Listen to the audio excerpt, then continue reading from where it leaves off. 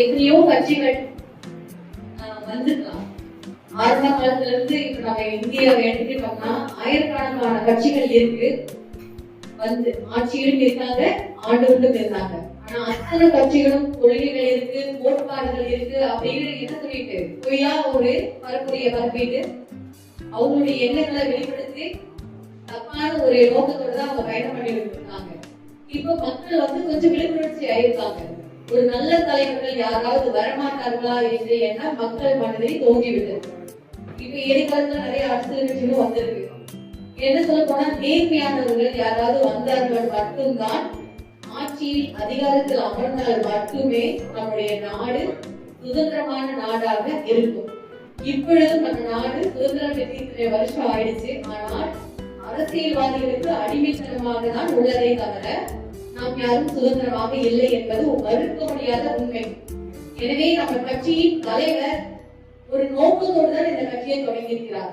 நம்மளுக்காக மட்டுமல்ல, வருங்கால தலைமுறை பிறக்கும் குழந்தை பூமிக்கு வரும்போதே இந்த இந்திய மண்ணானது சுதந்திரமாகவும் சுத்தமாகவும் விடுதலை பெற்ற நாடாகவும் லஞ்சம் இல்லாத நாடாக இருக்க வேண்டும் என்பதற்காகவே நம் நாடு, நம் மக்கள், நம் எதிர்கால கட்சி என்று தொடங்கி இருக்கிறார்.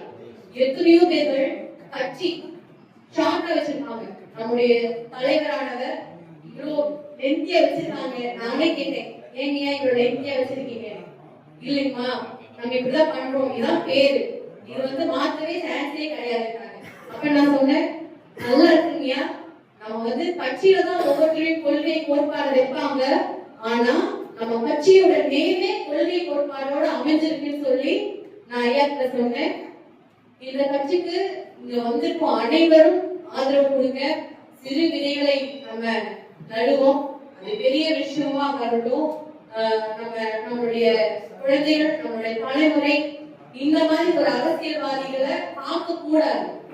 நல்ல லட்சமில்லாத நாடு, ஊழல் இல்லாம கரைபடியாத சொந்த கால நிக்கிற அளவுக்கு நம்மளுடைய குழந்தைகள் வருங்கால தலைமுறை நிக்கணும்னா நேர்மையான தலைவர்களை மக்கள் தேர்ந்தெடுக்க வேண்டும். அப்ப நம்ம ஒவ்வொருத்தரும் இந்த நிமிஷத்துல இருந்து நம்ம வீட்லயும் சரி, பக்கத்து வீட்டுல நம்ம ஃப்ரெண்ட்ஸ் சர்க்கிள் எல்லாத்துக்குமே நம்மளுடைய கட்சியை பத்தி சொல்லுங்க. ஏன்னா புதிய கட்சி வந்திருக்குன்னு சொல்லிட்டு என்ன அப்படின்னு சொல்லி பார்த்து விட்டு போயிடக்கூடாது.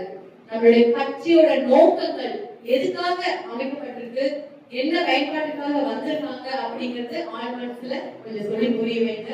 ஏன்னா தனிப்பட்ட ஒருவரால மட்டுமே நம்ம ஒண்ணும் பண்ணிட முடியாது. நம்ம எல்லாரும் சேர்த்து பயணிப்போம். இங்க முக்கியமான கொள்கை என்னன்னா ஈக்குவாலிட்டி. எல்லாத்துக்கும் சம உரிமை வழங்குறதுதான் நம்மளுடைய கட்சியினோட நோக்கமா இருக்கு. இப்ப வந்து நிறைய பேர் வந்து ஆளுங்கட்சியில இல்ல முன்னாள் நான்கு ஆட்சியிலாம் எப்படியோ தொண்டர்கள் ஏற்கதான் செய்வாங்க.